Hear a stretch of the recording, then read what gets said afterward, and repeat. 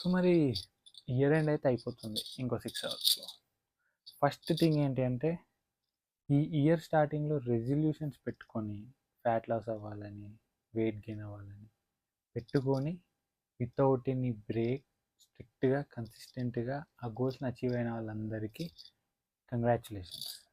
And చేద్దామనుకొని కొన్ని అనివార్య కారణాల వల్ల బ్రేక్ తీసుకున్న వాళ్ళకి I hope you guys start from tomorrow again. And ఈసారైనా స్ట్రిక్ట్గా ఉండాలని చెప్పేసి కోరుకుంటున్నాను. అండ్ మనకి ఇంకో కేటగిరీ ఉంటుంది, నెక్స్ట్ ఇయర్ చేద్దాంలే అని చెప్పేసి. ఇప్పుడు వాళ్ళు ఆ బ్యాచ్ ఎలా అంటే ఇప్పుడు రేపు ఎన్రోల్ అవుతారు. రేపు మెయిన్లీ ఏంటి అంటే మీరు జిమ్స్లోకి వెళ్తే క్రౌడ్ ఎట్లా ఉంటుందంటే గొర్రెల సంత లెక్క ఉంటుంది. ఎందుకు అంటే ఈ రెజల్యూషన్ బ్యాచ్ ఒక 100 మంది దాకా జాయిన్ అయితే దాంట్లో లాస్ట్కి స్టిక్ అయ్యేది 2-3 మాత్రమే. సో ఐ హోప్ మీ ఆ 2-3లో ఉండాలని చెప్పేసి కోరుకుంటున్నాను ఈ బ్యాచ్ వాళ్ళకు కూడా. ఎందుకంటే నెక్స్ట్ ఇయర్ అని చెప్పేసి మీరు ఏదైతే అంటున్నారో అది ఎప్పటికీ రాదు. టుడే అనుకొని స్టార్ట్ చేయండి. మీకు టు బీ ఫ్రాంక్, ఇప్పుడు మీలో ఎంతమంది ఇవాళ మందు పార్టీ చేసుకుందామని చెప్పి ప్లాన్ వేసుకుంటున్నారు?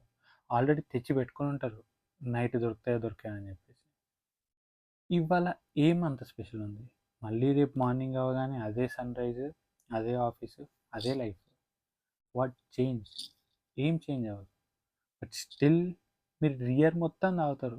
ఇయర్ మొత్తం తాగితే లేని డిఫరెన్స్ ఈరోజు తాగితే ఏమొస్తుంది? ఏం రాదు, అదే లివర్ బొక్క తప్ప.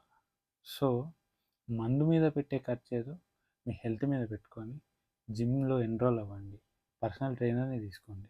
ఓకే, హెల్త్ మీద కాన్సన్ట్రేట్ చేయండి, మీ లైఫ్ని హ్యాపీగా లీడ్ చేసుకోండి, మీ ఫ్యామిలీ వాళ్ళకి కష్టపెట్టకండి. Okay, stay fit, stay healthy. And trainings కావాలంటే you can always contact me. And అందరికీ advance happy new year. Take care.